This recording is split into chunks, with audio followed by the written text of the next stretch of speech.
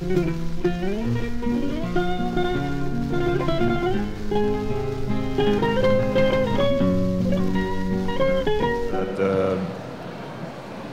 fight between fiction and reality is always in all my books, and sometimes fiction is really actually writing, sometimes fiction is a husband who is lying to his wife. So it has been a subject that always interested me. I don't really know why. I mean, nobody knows why you write about a certain subject. I usually start with a question. I don't have the whole novel in mind, so I start with a question. In 7 Years, it was the question whether someone who loves us, even if we don't love him back or her back, does she or he have power over us? And does just loving someone make you have power over a person? And then I just start writing, and I don't really know where I'm going. Like Katrine in Unformed Landscape. I'm just traveling through a landscape that I don't really know yet. And sometimes it goes wrong. I mean, I even today, about half of my novels go wrong and I don't publish them. So it's really quite a risky business in a way. Y tú, en el momento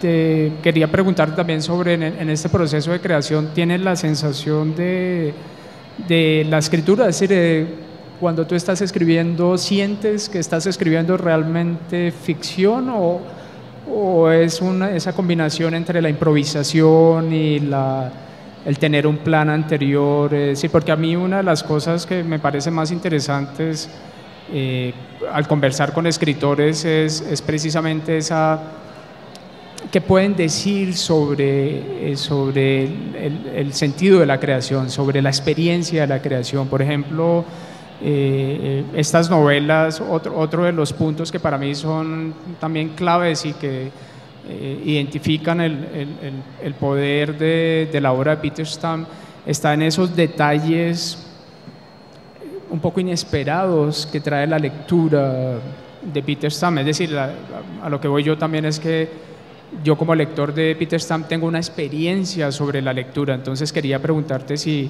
en estas novelas, en esos dos territorios en los que se mueven las novelas, entre ficción y realidad, tú también tienes como una sensación, si crees que eso le pasa a los escritores, es decir, que tienen una sensación de la creación real mientras están escribiendo, si te pasa a ti eso específicamente.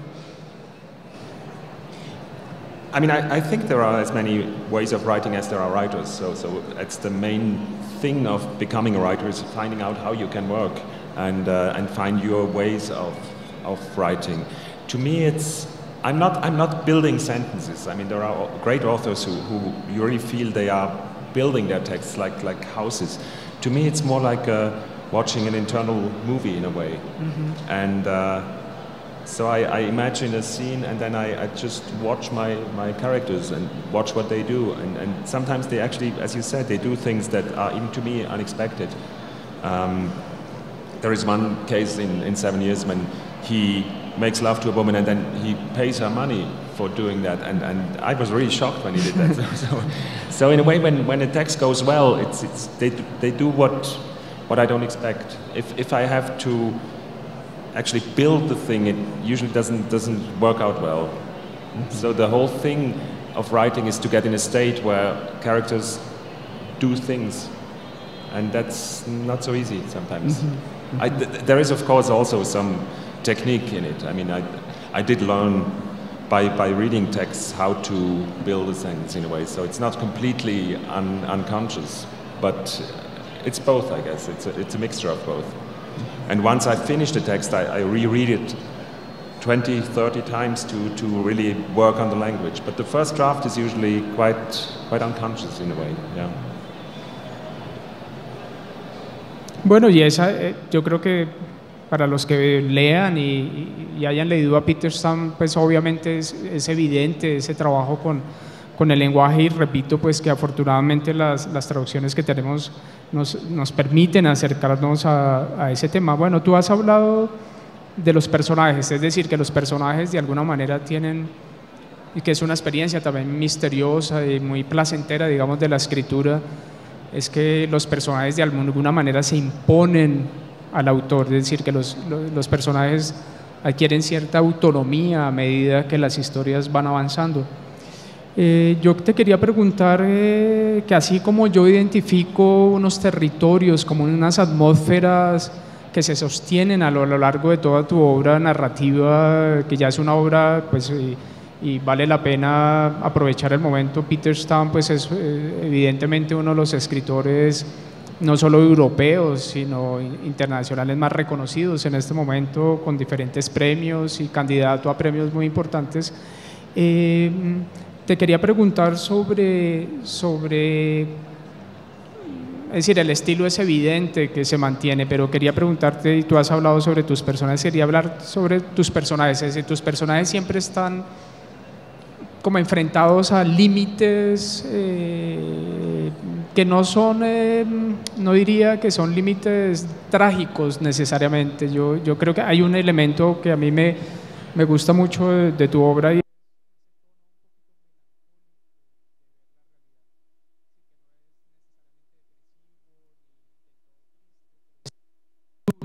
es decir, están enfrentados a circunstancias un poco extremas donde tienen que tomar decisiones definitivas, es decir, que un momento toman una decisión que hace que su vida cambie definitivamente. Te quería preguntar cómo es la relación que tienes tú con tus personajes, es decir, cómo los ves, si hay personajes que quieres más que otros, y bueno, te pregunto después otra cosa sobre eso, pero... Well, first of all, I think naturally as a man, I love my female characters more than my male, and men sometimes complain that I treat them not very well in my books, because, but I think that's natural. I mean, it's not, and I try to be nice to my male persons also, but it just happens. I'm just not very interested in tragedy, I think, in the big tragedy. Yeah. I don't really believe in tragedy, because there is so much tragedy on TV and in the movies. But I think there was a citation that I read by Gertrude Stein, the famous American author, and she said once that most people are happy most of the time. And when I first read this citation, I thought, what a dumb thing to say when you watch at the world where so many things go wrong. But then I realized she's probably right. Even in a camp for refugees, people live a normal life. I mean, they might be in tragic circumstances, but the daily life is mostly made up of cooking food and talking, and the children play. And so in a way, that's this part of life that I'm interested in, not the big tragedy, because big tragedies don't really show who we are. I think in big tragedies we react extreme, but if you really want to show a person how the person is, you have to watch her or him closely in daily circumstances. And then of course something has to happen in a novel, but my main interest is really in showing people in a other people can recognize them, or recognize themselves even. It happens quite often when I have readings that people come to me after the reading and say, well, the same thing that you read happened to me in my life, and then I start to ask them questions and I realize that it's not true, it's something completely different, but I somehow recognize themselves in the feelings of my persons.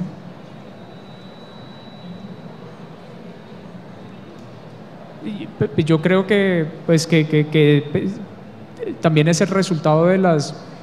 Es decir, esa sensación que tienen los lectores de tus obras de estar leyendo cosas como de todos los días, pero que son cosas de alguna forma que enfrentan a los personajes y a los lectores también con situaciones, digamos, extremas, digamos, no necesariamente son cosas de todos los días como la causa de lo que les va a pasar a ellos, ¿no? En su vida cotidiana, su vida familiar, su vida de pareja, pero que los enfrenta como a momentos definitivos, ¿no? Que hacen que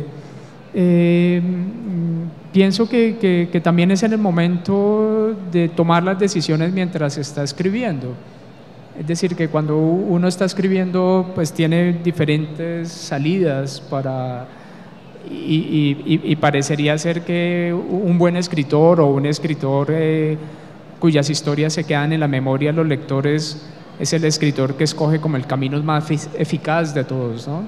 Entonces, en tus historias, así sean historias de todos los días, y creo que ahí hay una influencia también de los escritores norteamericanos, ¿no? A mí me hace pensar mucho, por ejemplo, en Raymond Carver o John Cheever, como esos autores también que han hablado como de lo cotidiano y tal, pero en tus historias, las decisiones que tú has tomado con esos personajes, de eso que tú llamas personajes de todos los días, pero a quienes enfrentas a una circunstancia un poquito extrema, esa decisión, ¿crees que ha sido siempre la más eficaz en todas sus historias? Es decir, o tú relees, no sé, una novela o relees unos cuentos y dudas un poquito si esa fue la mejor decisión para precisamente ilustrar eso que dices, de hablar de la vida de todos los días, de acercarse como al corazón de la gente, digamos, o crees que no se puede mejorar, es decir, que la decisión que tomaste ya es irreversible en ese momento de contar la historia? Well, as I said, I don't really know what decisions they might take while I'm writing the story. So it really happens at the moment. Sometimes if somebody knocks on the door, or if there is a knock on the door, I don't even know who's outside the door until the door is opened by my character. So it really happens all the time. I don't really think about efficiency when I write. I think that daily life is just what interests me. I just feel there is much more richness in daily life than in, as I said, in the extremes.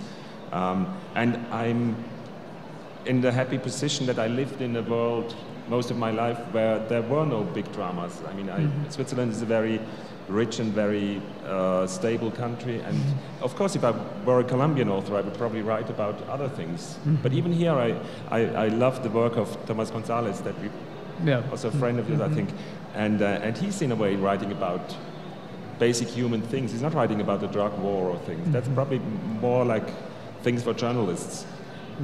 So I think it's just something that everybody's concerned with, how we make decisions, whom do we love, and how do we live in a way. I mean, I think we read and write also because we want to try out how it is to live and how we should live in a way. It's not books to give advice in a way, but it's somehow books to show there are other people like you and you're not alone.